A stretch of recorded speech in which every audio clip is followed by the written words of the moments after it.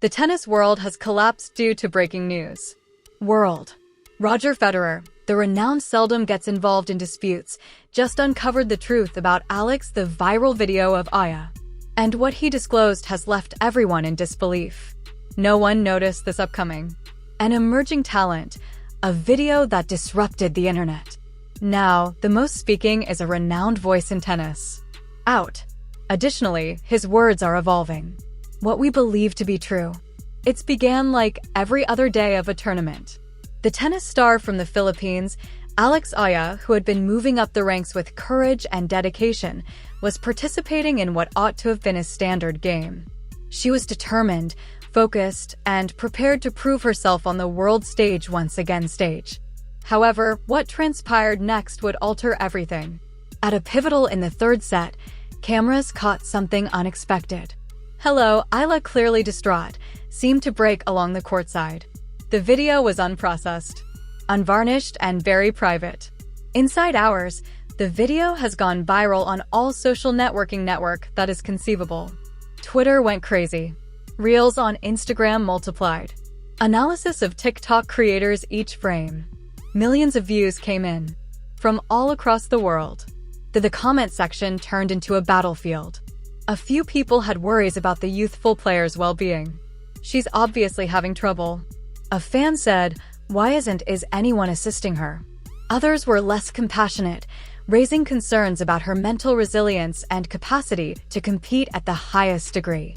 The argument continued, becoming hotter with every passing an hour. Tennis analysts hurried to examine the video. Journalists covering sports published thought bits. Everyone had a viewpoint about what they had seen. Was this a vulnerable time that ought to be honored, or was it proof of more profound problems in the sport? There was constant conjecture, and nobody appeared to have true answers. What caused the issue was significantly more complicated. Context of the situation. Eala had been coping with great pressure, the burden of representing a whole country, the anticipation of becoming the next tennis superstar from the Philippines, the ongoing scrutiny that results from being a young lady in professional athletics. She had been bearing hardships that most viewers of the video were unable to start to comprehend. The footage showed her with her head in her hands. She sat on the bench. Her opponent stood with trembling shoulders, uncomfortably on the opposite side of the net. Officials exchanged apprehensive looks. The audience became quiet, not knowing how to react. It was an instance of genuine humanity. Emotion that was recorded for public viewing, dissect, and judge. However, this is what most folks didn't know. Here's what the cameras failed to record. This is what would not be revealed until Roger Federer made the decision to tell the truth. The viral everyone was sharing and commenting on the video. And making judgments about it revealed only a little portion of the tale. The story was far more intricate, much more alarming, and considerably more significant than everyone became aware. As the video went on, Eala became quiet to circulate. No declarations, no postings on social media, no interviews. Her group published a short message requesting privacy, but that just encouraged further conjecture. What was she concealing herself? Why wouldn't she stand up for herself? The quiet took on its own narrative, and the internet despises a Hoover. And just when everyone was thinking they had discovered the solution, just before the narrative seems to be disappearing from the Roger Federer made headlines. And everything was altered. The tennis world functioned for 5 days in an odd kind of suspended animation. The viral video had become the defining narrative of the competition, overshadowing real match outcomes in championship performances. Everyone was discussing Alex Eala, yet no one was conversing with her. Behind the scenes, talks were taking place in whispers. Players who had attended the competition and traded recognizing appearances. Coaches spoke cautiously, measured tones when questioned on the event. There was a feeling that individuals knew more than what they claimed to, but no one wanted to be the first to break ranks and give public speeches. Eala stayed in isolation. According to close sources, she was crushed by her team, not only by what had transpired in court, but by the public's response to her moment of susceptibility. She had been perusing the remarks, seeing the video circulation, seeing oneself reduced to a meme, a subject of discussion, a figure in other people's stories. The cost was obvious to anybody who knew her individually. In the meanwhile, tennis insiders started exchanging bits of information. Off the record, one coach brought up unusual situations had occurred around the game. A player who wanted to stay anonymous proposed that Aya's experience may occur to anybody under such circumstances. A journalist who had been present in the court suggested behind-the-scenes conflicts that the transmission did not appear. These breadcrumbs of information only made the mystery.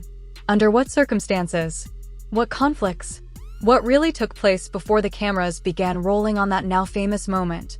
The inquiries increased, but specific solutions were still elusive. Social media use increased split. According to one camp, Aya was unjustly scrutinized for displaying emotion, which masculine athletes displayed often without encountering the same level of criticism.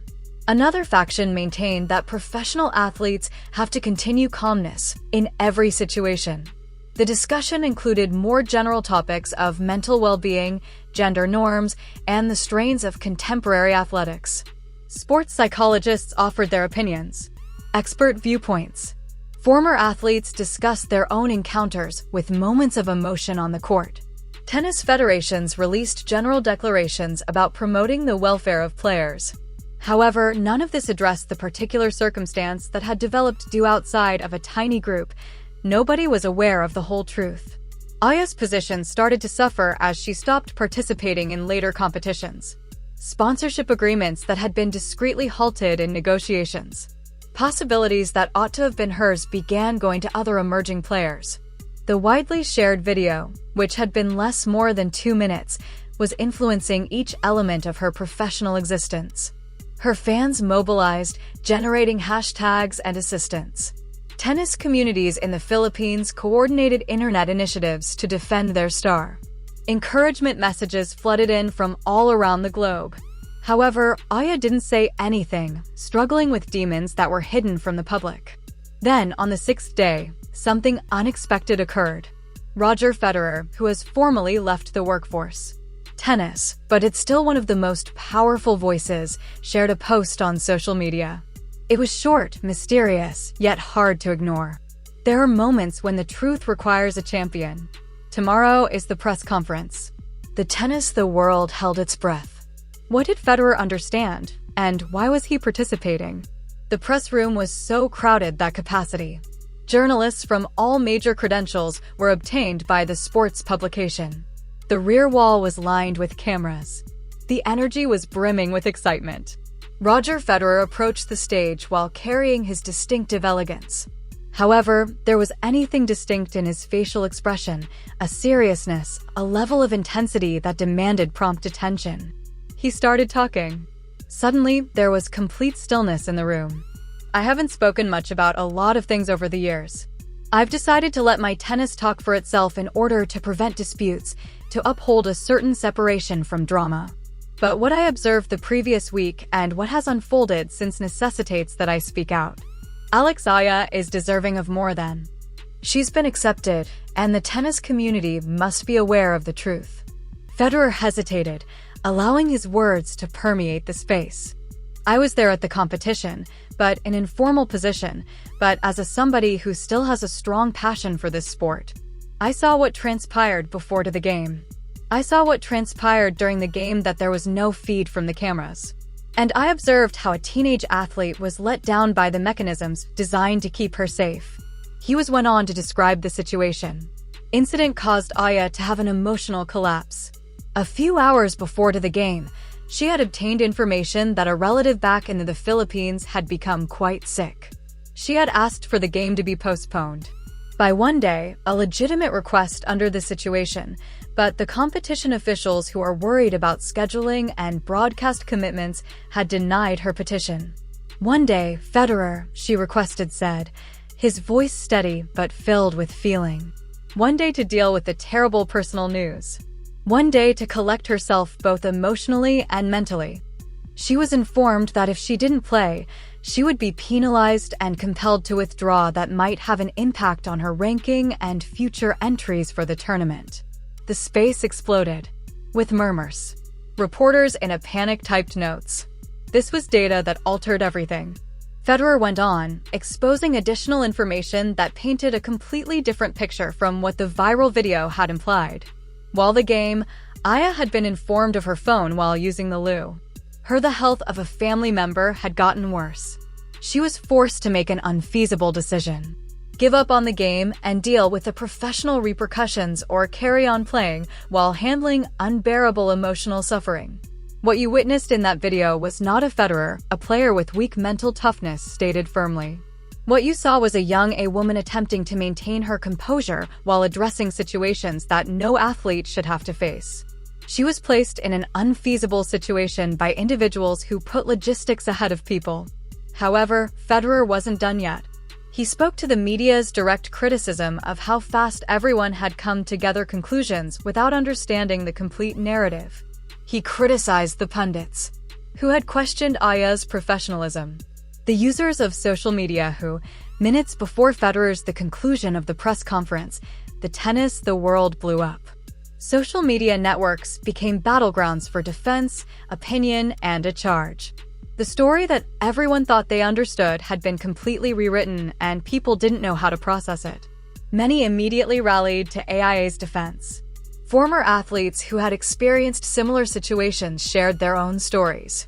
Serena Williams tweeted her support saying, "We need to do better by our young players always." Rafael Nadal posted a message emphasizing the importance of compassion in competitive sports. Current players, both male and female, began speaking out about the pressures they face and the lack of flexibility in tournament structures. Fan communities that had initially criticized AA now found themselves facing backlash for their rush to judgment. Apology posts flooded Instagram and Twitter. "I didn't know the full story" became the most common refrain. But for many, the damage felt already done. Weeks of negative commentary couldn't be erased with a simple apology. However, not everyone accepted Federer's account at face value. Some commentators questioned why he had waited days to speak up. Others suggested he was being manipulated by Eala's team for publicity purposes. A few prominent voices in tennis media argued that personal problems, while sympathetic, shouldn't exempt players from professional obligations. Tournament officials found themselves under intense scrutiny. The organization that had denied Eala's postponement request released a statement defending their decision, citing established protocols and fairness to all competitors. But the statement only intensified criticism. How is it fair to force someone to play while dealing with a family emergency? What kind of protocols prioritize schedules over human decency? Sports journalists who had initially written critical pieces about Eala's meltdown now published follow-up articles with very different tones. Some acknowledged their mistakes and rushing to judgment. Others attempted to defend their original coverage while incorporating the new information. The credibility of sports media itself became part of the debate. Tennis governing bodies faced demands for policy changes. The WTA released a statement promising to review circumstances policies for player well-being. The ITF announced it would convene a committee to examine emergency withdrawal procedures. But many observers noted these were the same vague promises that followed every controversy, rarely resulting in meaningful change. Corporate sponsors navigated treacherous waters. Brands that had distanced themselves from Eala after the viral video now looked tone-deaf and opportunistic. Some attempted to re-engage, offering renewed support, but the sincerity was asked. Others remained silent, hoping the controversy would pass without forcing them to take a definitive stance. The debate expanded beyond tennis into broader conversations about workplace culture, mental health support, and the treatment of young women in competitive environments. Psychologists appeared on news programs discussing the trauma of public shaming. Sociologists analyzed how viral culture creates judgment without context. The story had transcended sports entirely. But amid all the reactions, analyses, and debates, one voice remained notably absent. Alex Eala herself had still not spoken publicly. The world was arguing about her, defending her, criticizing systems on her behalf, but she hadn't shared her own perspective. That silence was about to end. 72 hours after Federer's bombshell press conference, Alex Eala posted a video to her social media channels. No PR team introduction, no carefully crafted press release, just her speaking directly to the camera, raw and unfiltered. "I didn't want to be part of this conversation," she began, her voice quiet but steady. "I didn't want my most painful moment to become public debate, but staying silent was hurting me more than speaking up ever could." She confirmed Federer's account of what had happened, adding details that made the situation even more heartbreaking. The family member who had fallen ill was her grandmother, the woman who had raised her during her early years, who had supported her tennis dreams when resources were scarce, who had sacrificed so much for her success. "When I got that call, my world stopped," Aya explained. "But the tournament told me the world couldn't stop for me. I had to choose between my family and my career, between being a good granddaughter and being a professional athlete. That's not a choice anyone should have to make." She described the match itself in devastating detail. Every point felt impossible. Every movement on court required concentration she didn't have. She was trying to compete while her mind was thousands of miles away, imagining the worst, praying for good news that didn't come. "When you saw me break down, that wasn't about tennis. That wasn't about losing composure or lacking mental strength. That was grief. That was fear. That was a 19-year-old girl who just wanted to be with her family, but was trapped in a system that wouldn't let her go." But Aya didn't just share her pain. She also addressed the public reaction with remarkable maturity and insight. She acknowledged that people had made judgments based on limited information.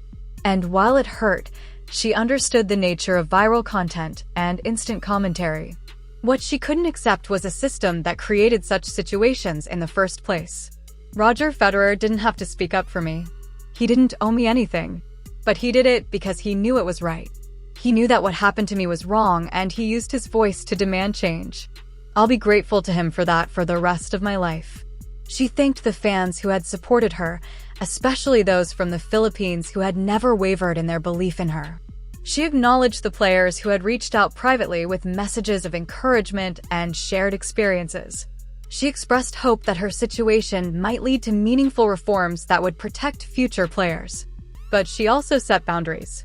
She made it clear that her grandmother's health was private, that she wouldn't be providing updates or using her family situation for ongoing publicity. She was speaking up once to set the record straight, and then she wanted to focus on healing, both personally and professionally.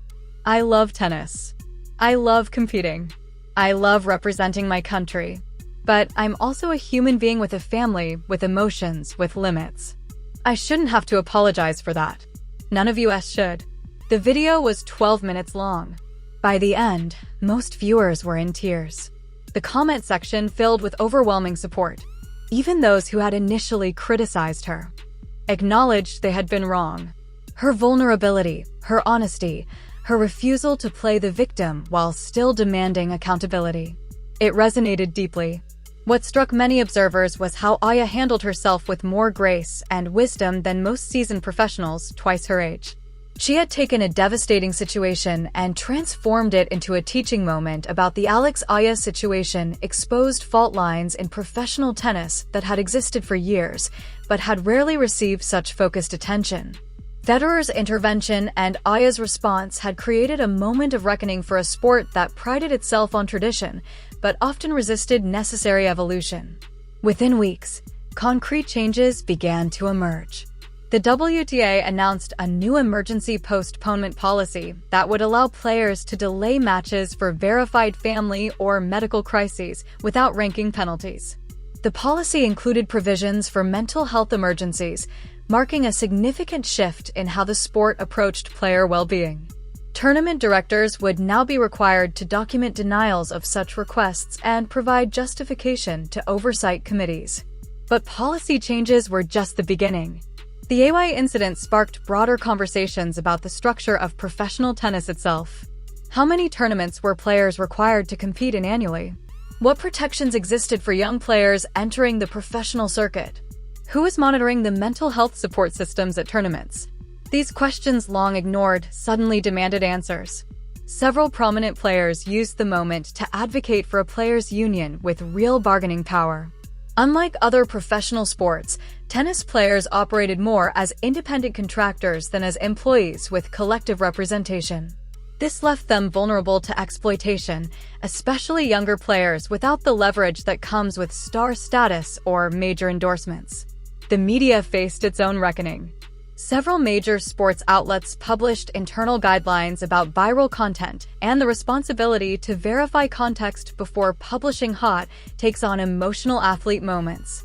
Journalism schools began incorporating the AY case into ethics curricula, using it as an example of how speed and engagement metrics can compromise responsible reporting. For Alex Eala personally, the aftermath proved transformative. Her transparency and dignity throughout the crisis earned her respect that transcended her ranking or tournament results. Sponsors who had hesitated now competed for her endorsement. She became a sought-after voice on athlete mental health, invited to speak at conferences and forums about the human side of competitive sports. Most importantly, she returned to tennis on her own terms. Her grandmother eventually recovered, and Eala was able to be present for that recovery without sacrificing her career. When she stepped back on court, she played with a freedom and confidence that observers noticed immediately. She was no longer carrying the weight of pretending to be superhuman. She could be excellent at tennis while also being fully authentically herself. Roger Federer's role in the story became a case study in how influential figures can use their platforms for meaningful change. He could have stayed silent, avoiding controversy in his retirement. Instead, he demonstrated that true leadership sometimes means speaking uncomfortable truths and challenging systems that benefit from silence. His willingness to defend Eala set a precedent for other tennis legends to speak up when they witnessed injustice. The viral video that started everything still exists online, accumulating views every day. But its meaning has changed entirely. What once appeared to show a player breaking down now represents something far more important. The moment when tennis began to acknowledge that its players are human beings first, and that their well-being matters more than schedules, rankings, or entertainment value. Roger Federer exposed more than just the truth behind Alex Eala's viral video. He exposed how quickly we judge without understanding, how systems prioritize profit over people, and how desperately tennis needed voices willing to demand better. Eala's story became bigger than tennis. It became a reminder that behind every viral moment is a real person dealing with real pain deserving of compassion instead of commentary. The tennis world was stunned. But more importantly, it was changed.